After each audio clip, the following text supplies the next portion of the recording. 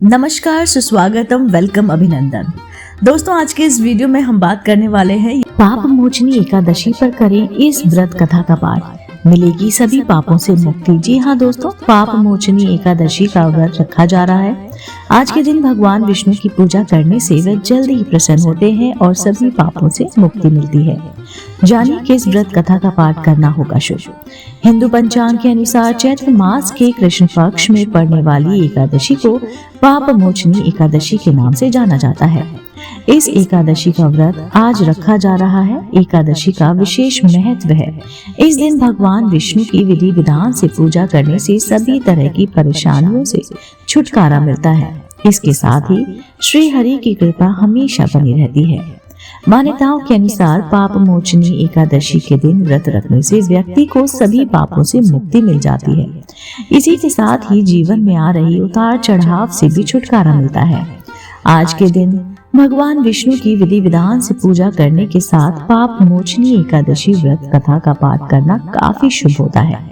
जानिए पाप मोचनी एकादशी का शुभ मुहूर्त और व्रत कथा के बारे में।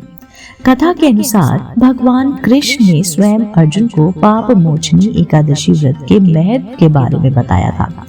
इस कथा के अनुसार राजा माधाता ने लोमेश ऋषि से जब पूछा कि अनजाने में हुए पापों से मुक्ति कैसे हासिल की जाती है, तब लोमश ऋषि ने पाप मोचनी एकादशी व्रत का जिक्र करते हुए राजा को एक पौराणिक कथा सुनाई।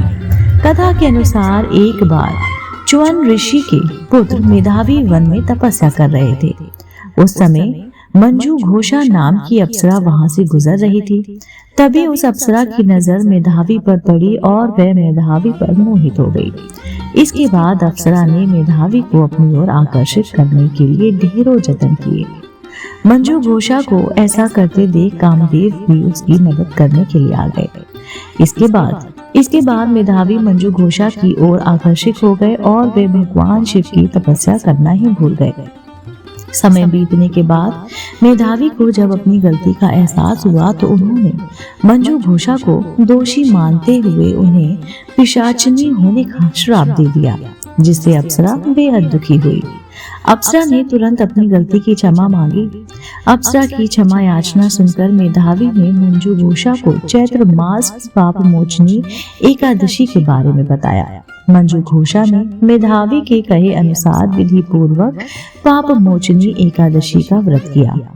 पाप मोचनी एकादशी व्रत के पुण्य प्रभाव से उसे सभी पापों से मुक्ति मिल गई। इस प्रकार के प्रभाव से मंजू घोषा फिर से अप्सरा बन गई और स्वर्ग में वापस चली गई। मंजू घोषा के बाद मेधावी ने भी पाप मोचनी एकादशी का व्रत किया और अपने पापों को दूर कर अपना खोया हुआ तेज पाया। दोस्तों, आज के लिए इतना ही। उम्मीद करती हूँ भगवान विष्णु की कृपा आप पर और आपके पूरे परिवार पर सर्वदा बनी रहे। आज के लिए इतना ही। मैं फिर से उपस्थित होती हूँ इसी चैनल पर नई रोचक जानकारी, कहानी, व्रत, पूजा विधि के साथ। तब तक के लिए नमस्कार।